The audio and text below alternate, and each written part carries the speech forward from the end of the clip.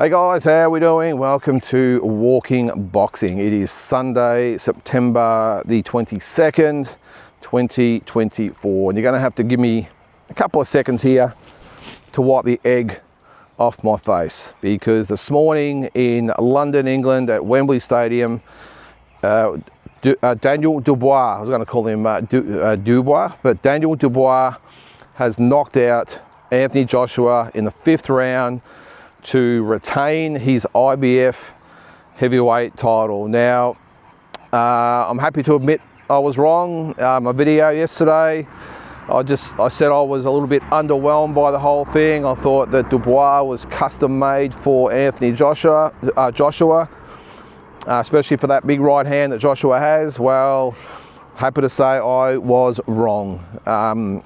Full credit to Daniel Dubois, who absolutely took Anthony Joshua apart.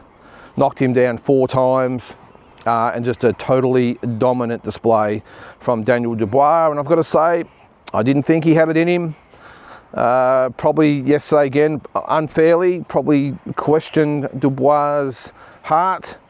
Likened him a little bit to a Frank Bruno, a little bit wooden, a little bit stand upright, open to big punches, and maybe not having the ability to dig deep when he needs to.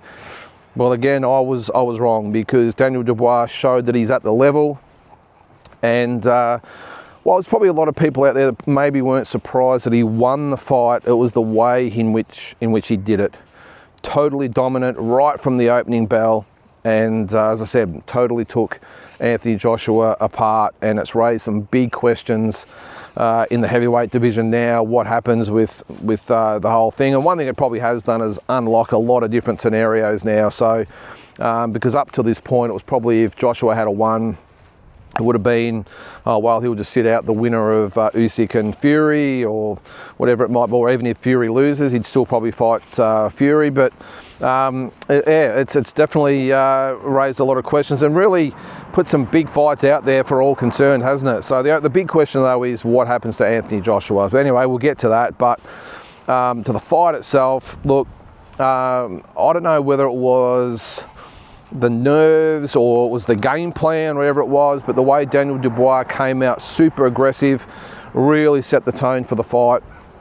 And what I was actually impressed with is that he came out, and even though he was aggressive and he really took it to Anthony Joshua, he was super tight, super calm, super composed, and probably a little bit unlike the Hrgovic fight, where I thought he wore a lot of right hands early, and that's probably what made me a little bit worried for him in this fight with Joshua. But he was controlled, and again, I don't know whether it was the nerves or the actual game plan to really go out and put it on Anthony Joshua, but if that was the plan, well, it worked, because he landed some good shots early. And it was actually, surprisingly, it was Anthony Joshua who was the one that looked a little bit rattled, a little bit unsettled.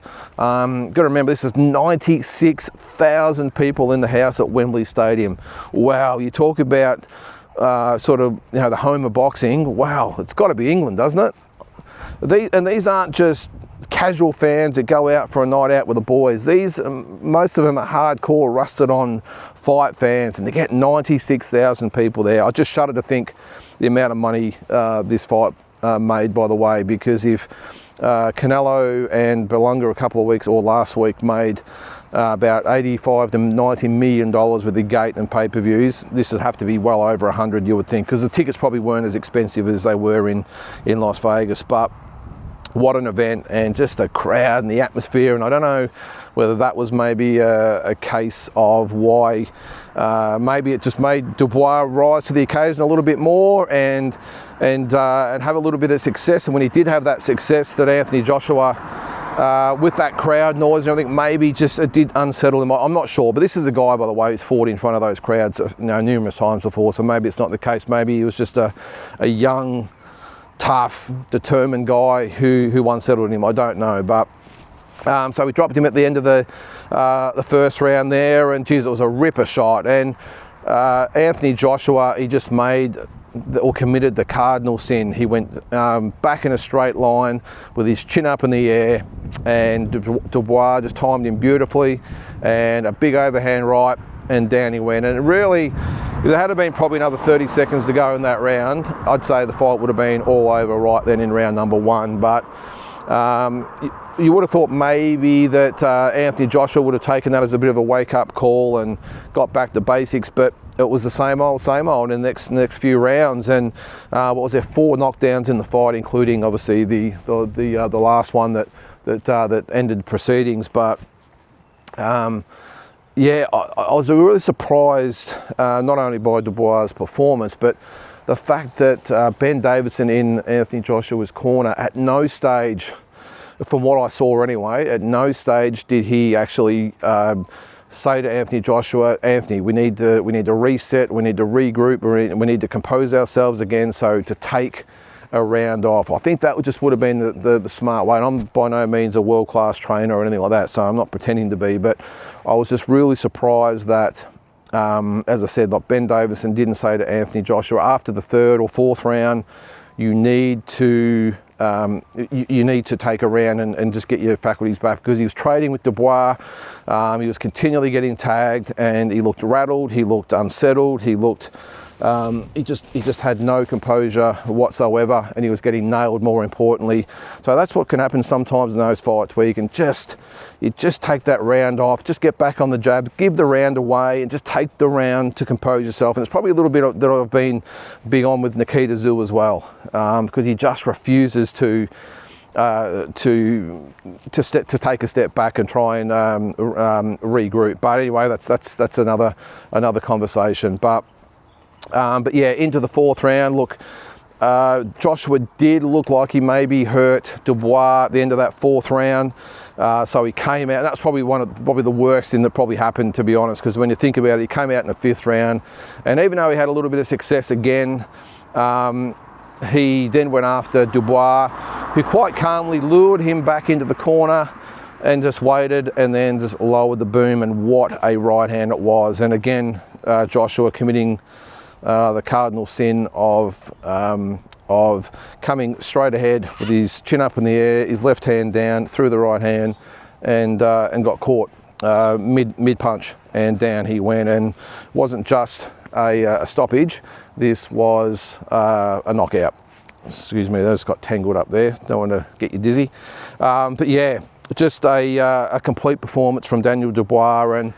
And what next for him? I mean, there's plenty of things. As I said earlier, it's going to unlock a few things. I think that probably the more logical thing would be that there'll be the rematch. I'm not quite sure whether that's something that Anthony Joshua should do. I know he probably will, because that's just the fighter he is. That's one thing you got to give AJ.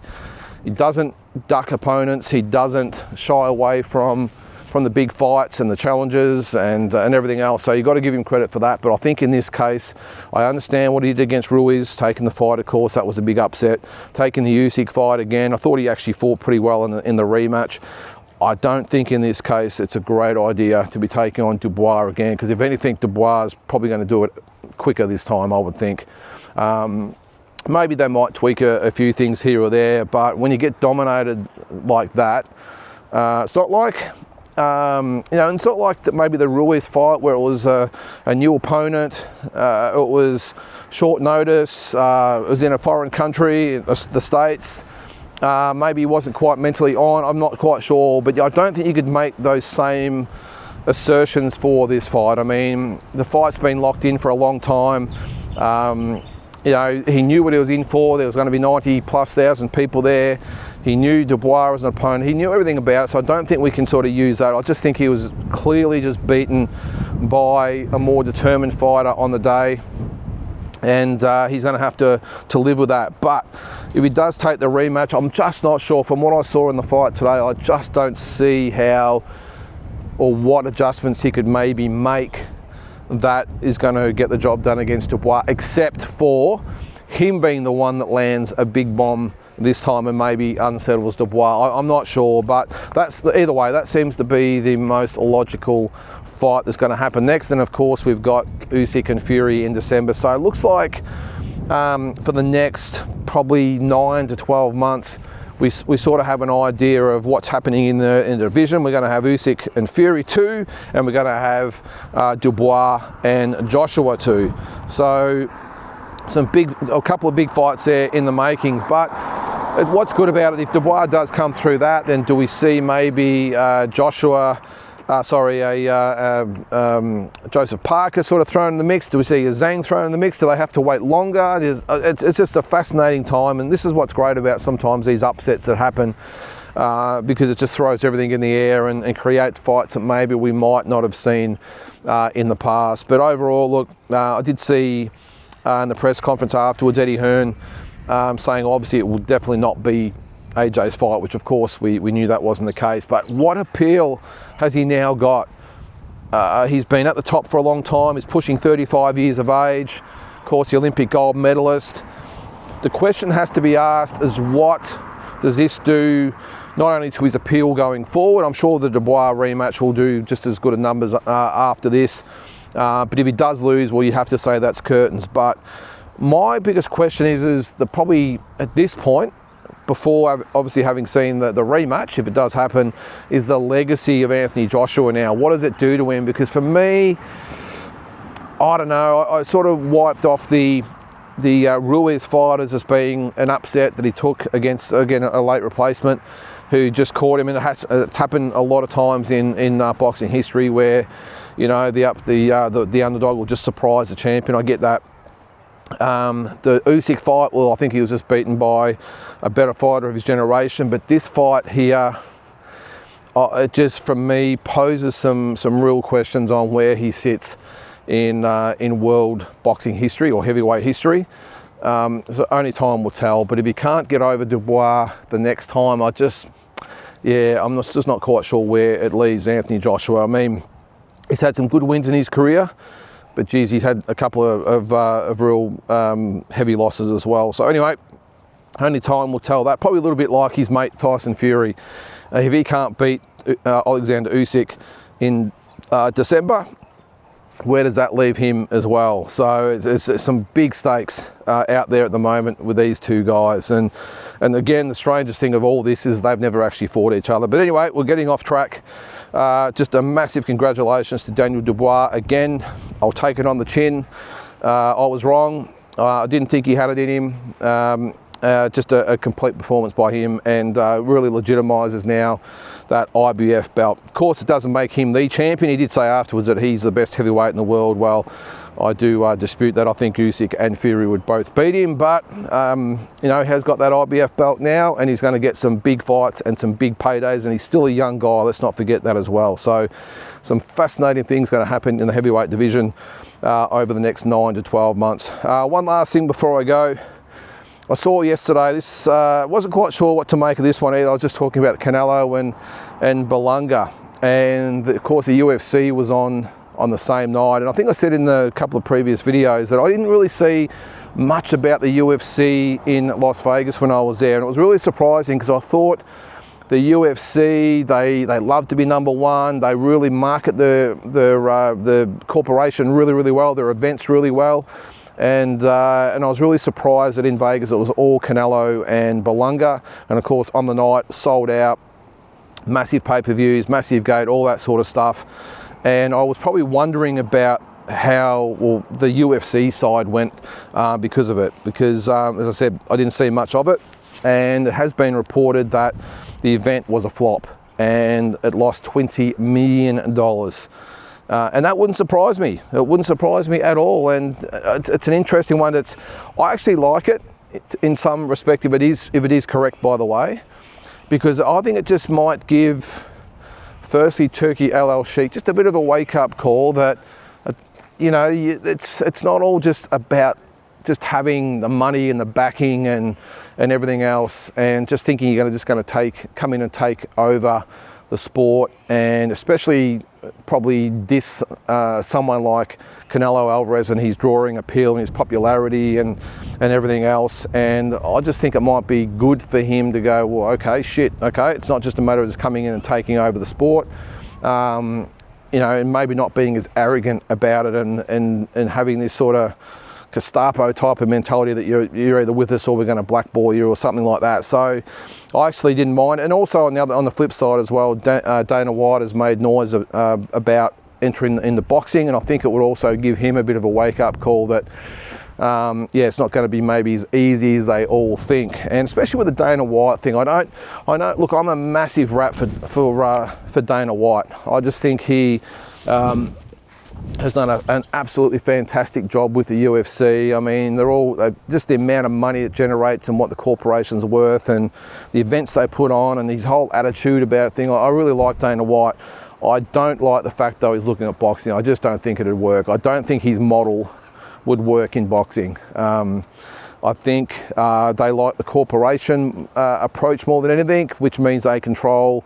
It's great they control the matchups, that's good, but it also controls with the money and terms and all that sort of stuff. And look, it can be a good and bad thing in boxing with that element of it, but I'm just not sure with Turkey Al Sheikh, you'll probably work in conjunction, but you've got Eddie Hearn and Oscar De La Hoya and Top Rank and all these other corporations out there that have been in the sport for a long, long time, who know the sport, have all the fighters, more importantly, and I'm just not sure whether Dana White going to the boxing will work, unless they maybe do something along the lines of a mini UFC version where they sign a few fighters up and create their own little belt and do the in-house type of events. I'm not quite sure, but the fact that event lost $20 million, yeah, maybe will make a lot of those guys sit back and reevaluate what they're doing with boxing. And as I said, I'm